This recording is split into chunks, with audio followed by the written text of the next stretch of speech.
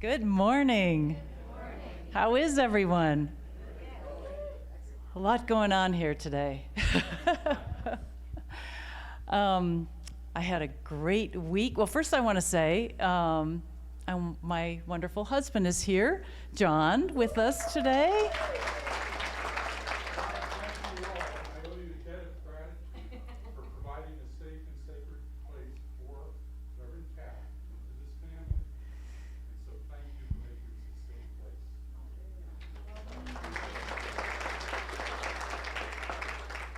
See, I didn't even know he was going to do that.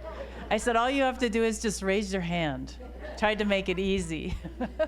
We got to go to the Grand Canyon this week, and that was wonderful. It was John's first time, and I was there 45 years ago, pregnant with my first. So it was just a very, very special opportunity to go. Tom and Sandy took us there, so we had our own personal guides. And it was just a beautiful experience. So we will have to come back, not only to here, to there as well. And I got to try the labyrinth finally this week being here. Oh my God. Can I take that home with me as well as all of you? It's a fabulous experience. If you have not done it, it is so beautiful. You all did such a great job in creating that. What a masterpiece. I just really love it. So I'm happy to be here with you today as we close the interim chapter and as we start the new one, because this is Reverend Tracey's very first day, October 1st. Yes. We're giving her a little bit of a break because she probably is going to need a little break first on her first day. So anyway, okay. Today we're talking about something very different. I'll get out of the way a little bit. We're talking about bamboo. Does anyone love bamboo as much as I do? Oh my God. I mean, it's one thing if you're trying to get rid of it because you can't. But I love bamboo. It's just so beautiful and elegant and unique and different. You know, when you grow up in the Midwest, you don't have bamboo. So, and we were in Atlanta for a couple years before we just moved to Seattle a couple years ago after our center, and we were helping my cousin make his transition, and we were taking long walks, and they had this beautiful stand of bamboo in the neighborhood that we were just admiring all the time. So when we moved to Seattle, guess what? Our neighbor, right outside the kitchen window, our neighbor had a stand of bamboo just for us. I can look at it all day long, even out my top bathroom window, and it is just amazing. And you know, this was the only house that we could get into during COVID. So it was a confirmation that we were in the right place. Anyway, a few months after we moved in, John noticed these little unassuming shoots, because there really wasn't much on our side of the fence. Because, you know, you can't stop bamboo. It doesn't know that there's a fence. And so within a very short time, I mean, this just seemed like it was out of the blue, but within a very short time, this shot up, I mean, all the way up to the second story bathroom window. Within like 5 weeks, it went through these stages.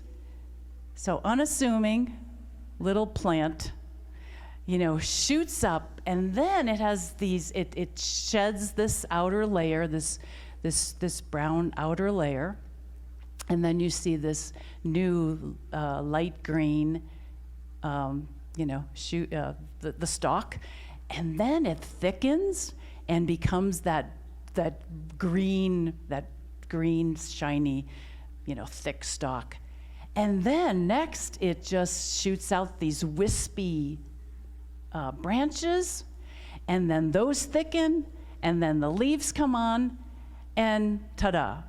It was like in such a short amount of time, it was a little bit like Jack and the Beanstalk, happening, if you remember that story. So I am fascinated with growth. That's why I do what I do, because I'm fascinated with growth, any kind of growth. So bamboo takes a long time to grow. Doesn't look like much is happening for years. And, I might not have noticed if John didn't notice those shoots until it came up. In reality, it takes that long because it has to establish its root system. It has to establish its base. It has to have everything in place before it shows itself. In 5 weeks, some species go 90 feet. So that's a huge amount of growth. And I have always been encouraged by bamboo because, did you ever want something to happen and not see it happening? And you get discouraged and you think, oh, it's not happening, or it's never going to happen. And yet there is always something happening with the law of growth. Always. There's always something happening. Don't let it fool you. So the reason I'm talking about this so much is because the bamboo is like your center. From the very beginning, it was founded on tremendous amounts of love and high consciousness for years in the making. So the root system is really very strongly in place. And now there's only one way for it to go. It's already going. It's already going. There's only one way, and that's up and out. Up and out. And you have this beautiful new minister to help guide you through that process. So, it's time to fly. Time to fly. One of my absolutely favorite quotes that reinforces this idea is by Thomas Troward. I love Thomas Troward, one of the great influencers of Ernest Holmes, our founder. And he writes this: "My mind is a center of divine operation, and divine operation means expansion into something better than has gone before." Expansion into something that is better than has gone before. We don't really want to repeat history. We don't want to do things the same way that we've always done them. We want to see something more. We're infinite beings. The universe, evolution, it wants to see something more. And so we are that opportunity. So now new conditions in advance of anything that have ever happened before are happening right here in this room. Right here, individually and collectively as this center. Isn't that amazing? Isn't that exciting? So hold on to your seats. More goodness to come. All right. Well, it's been really a lot of fun being your interim. You're a great group of people, and it's just so wonderful to enjoy the fruits of our labor over this last almost year and a half. And so I'm going to leave you with 4 points today, and I'll make them brief. The first one is you have everything you need. And that one I got when I just turned 40. I took over an older ministry. It was very elderly for me, considering where I was. And one of the women asked me if I would come visit her at her house. And I was a little nervous about that, so I asked our minister emeritus, Dr. Roy Graves, who was there at the time, I said, "What do I need to know?" And he said, "You have everything you need." And of course, I was good with that, and I said, "I have everything I need," and I did. I had everything I needed and more. The second one is, you can have life any way you want it. Did you know that? Don't let anyone tell you otherwise. Don't talk yourself out of it either. You can have life any way you want it. The third one is make the circle bigger. So a longtime practitioner, when I started, she called me aside and she said, you just got to keep making the circle bigger. You have to widen the net, keep including more people, get people out into the community, keep saying yes, stay open, and don't even just say I'm open, but really live a life that is open. So when we live that large, inclusive life, and continually widening the net, we grow in stature and we fill these big shoes we came here to fill. And really, that's when it starts getting fun. That's when it really starts happening. Life really begins there. The fourth one is, there is always time for you. There's always time for you. Taking care of yourself is the most important thing. So remember that. So the 4 points again are, you have everything that you need. You can have life any way that you want it. Make the circle bigger, widen the net, even for yourselves personally, and there's always time for you. It really has been a great pleasure to be with you. Expect great things. And I'm in your corner, and I'm here to support in any way that I can. So I'm keeping you in my heart always, and God bless you all.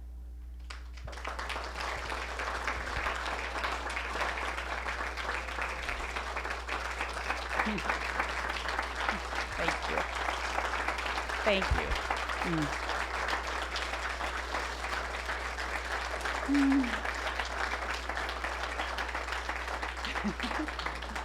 Thank you all very, very much. Now, we have a little ceremony and then a blessing. And, Reverend Tracey likes to start her talks off with a couple jokes, and so I thought that she would really appreciate this one. It was kind of circulating around, and John pointed it out to me because he kind of sifts through things so that he gives me the most important things. I have a very good deal there.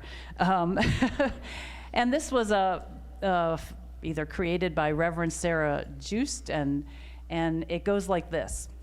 Going to the seminary is, I think, a lot like going to culinary school. You learn the basic foundations, some cool party tricks, and by the end, you can prepare a gourmet meal. Pastoring, however, is waking up every day to a new episode of Chopped,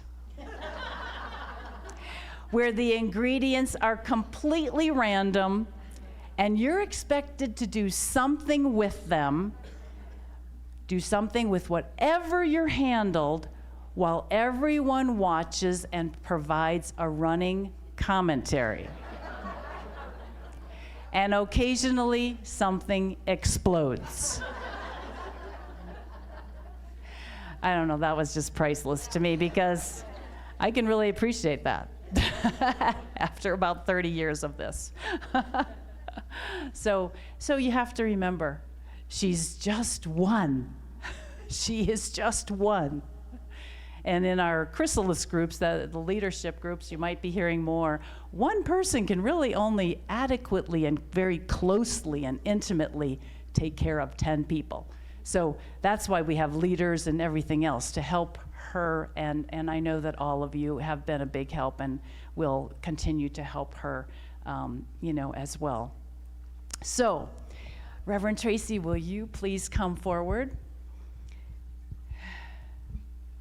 So we have this very, very special talking stick, and the idea of the talking stick came from, there was, I believe it was 5 Native American tribes in the Northeast were just having horrible fights, and there was just, the people were suffering and they were starving, And one member of one of the tribes came up with this idea to present a talking stick. And they began talking because it's a symbol of peace. They began talking and they began listening to each other, and they eventually became the Iroquois nation. So they all came together because of the talking stick. And so then later on, other tribes adopted it as well. So we're giving you this as a very special gift today. This particular one, there's a lot more story that you will get behind it, but this was a tree that was dead, and it was struck by lightning. So it was divinely touched by God. And so I know that you are going to do great things here, and together you're going to do just fabulous things. So we present that to you, and thank you. Would you like to say a couple words? Yes, thank you. Oh, this is so beautiful. You know, when a couple weekends ago we went and there was a store, and I thought, I need a talking stick to take to my meetings. So I'm gonna walk around with this so that we all learn to listen to one another. But I am so deeply grateful to you, and my hope is one day, 40 years from now, that I can mentor someone in the way that you mentored me. And I'll be really old by then, but I'll be 90 something. But I hope through my life that I can mentor as adequately. As adequately is not even a word, right? I mean, it's a word, but it's not the word I'm looking for. Lovingly, as you just took me under your wing. You didn't know me. You just heard about me, and you are truly a gift from the beloved. And I can see it in the eyes of everybody here and how they honor you. And God just could not have done this any better. I can't even, I was sitting there listening to your beautiful song, and I started to cry. I'm trying not to cry.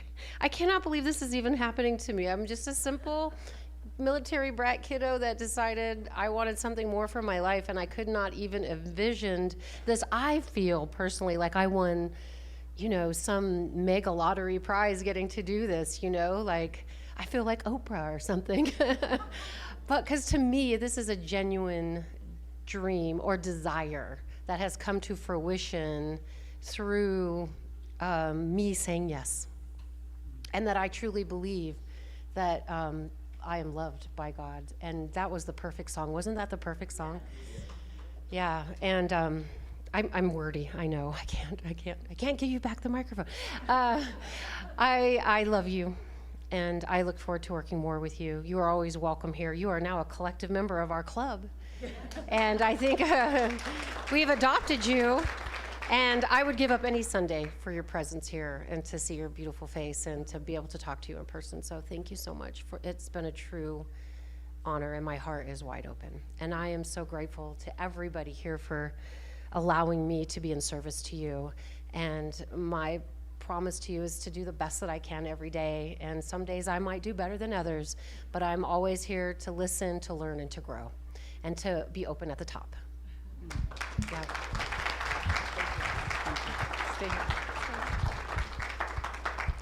All right, see this beautiful. Oh my gosh, isn't that pretty? It is beautiful. All right, so we're gonna do a blessing as our close up here, or my close.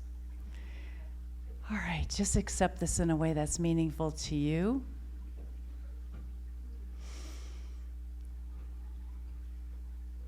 And I know that the infinite spirit of life that is present in its entirety right here in this room, right here where I stand, right where you're sitting.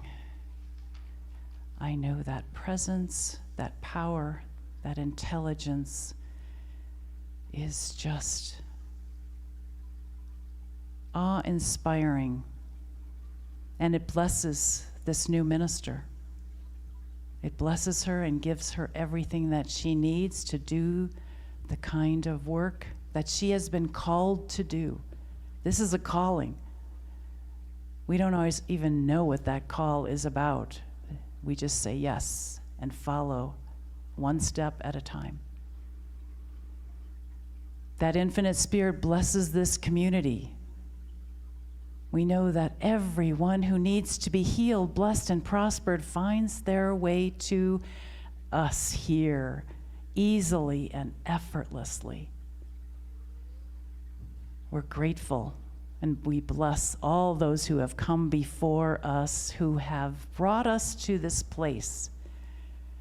All of the history of this center, the base that is allowing such tremendous growth to happen. And we know that the future generations are blessed by our beingness. They are asking for us to do our part to prepare for them, so they have everything they need in the way of being welcomed in as they join us. So I know that good and perfect work has been done. Good and perfect work continues to be done. All is unfolding for the greater good of all. Thank you, Spirit. Thank you, Source. Thank you, God. I release this now, knowing it is done, it is complete, and so it is, and let it be. Let it be. Thank you.